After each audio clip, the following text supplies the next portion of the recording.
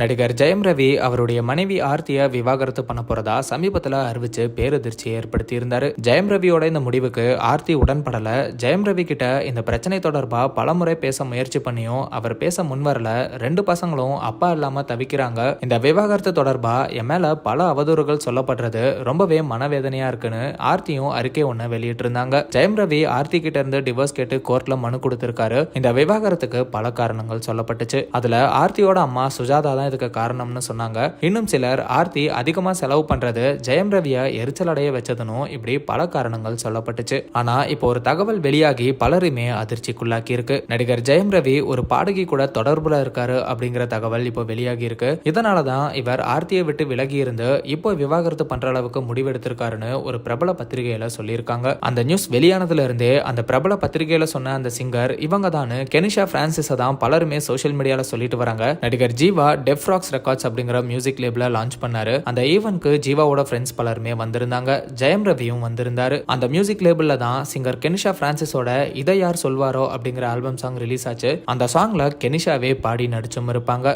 இந்த சாங்கோட ப்ரொமோஷன் அப்போ கெனிஷா இன்டர்வியூஸ் கொடுத்திருந்தாங்க. அதுல நிறைய இன்டர்வியூஸ்ல ஜெயம் ரவி பத்தி பேசியிருப்பாங்க. அவர் என் வாய்ஸ் ரொம்பவே நல்லா இருக்குன்னு சொன்னாரு, ரொம்ப நல்லா பழகுனாரு அப்படின்னு எல்லாம் சொல்லியிருப்பாங்க. இது ஒரு பக்கம் இருக்க, ஜெயம் ரவியை பத்தி அந்த பிரபல பத்திரிகையில என்ன சொல்லியிருந்தாங்கன்னா, ஜெயம் ரவி அவரோட ஃப்ரெண்ட்ஸ் கூட கோவா போறது வழக்கம்னும், அப்படி கோவா போகும்போது தான் இந்த சிங்கர் கூட பழக்கம் ஏற்பட்டிருக்கணும். பெங்களூரை சேர்ந்த இந்த சிங்கர் ஸ்டார்டிங்ல கோவால உள்ள பப்ல பாடிட்டு இருந்தாங்க. அதுக்கப்புறம் சில இண்டிபெண்டன்ட் ஆல்பம்லாம் பாடி நடிச்சாங்கனும், அதுக்கப்புறம் பிரபல நடிகரோட மியூசிக் லேபிள்லயும் ஒரு ஆல்பம் சாங் பண்ணாங்க. அண்ட் இவங்க ஏற்கனவே திருமணமானவங்கனும், இவங்க வாய்ஸ்க்கு ஃபேனான ஜெயம் ரவி அதுக்கப்புறம் இவங்க கூட ஃப்ரெண்ட் ஆனார்னு சொல்லியிருக்காங்க.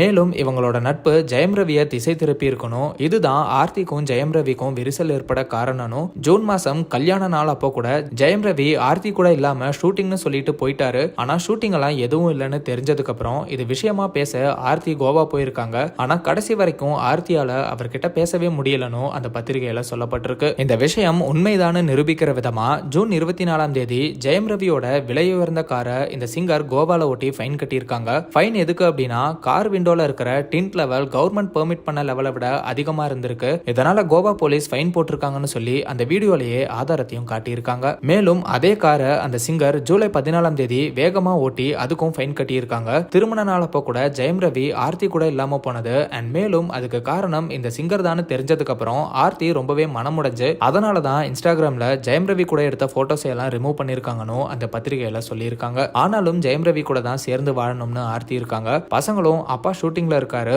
பர்த்டே அப்போ கண்டிப்பா வருவார்னு எதிர்பார்த்துட்டு இருந்த நிலையில அதுக்கு முன்னாடி நாள் ஆர்த்தியை டிவோர்ஸ் பண்ண போறதா அறிவிச்சிருக்காரு. இந்த விவாகரத்துல ஆர்த்திக்கு உடன்பாடு இல்லாததுனால குடும்ப நல நீதிமன்றத்துல இந்த வழக்கு போயிட்டு இருக்கணும். இந்த பிரச்சனைகளை கேள்விப்பட்ட ஆர்த்தியோட அம்மா சுஜாதாவும் ஜெயம் ரவியோட அப்பா மற்றும் அண்ணன் கிட்ட எவ்வளவோ பேசி பார்த்திருக்காங்க.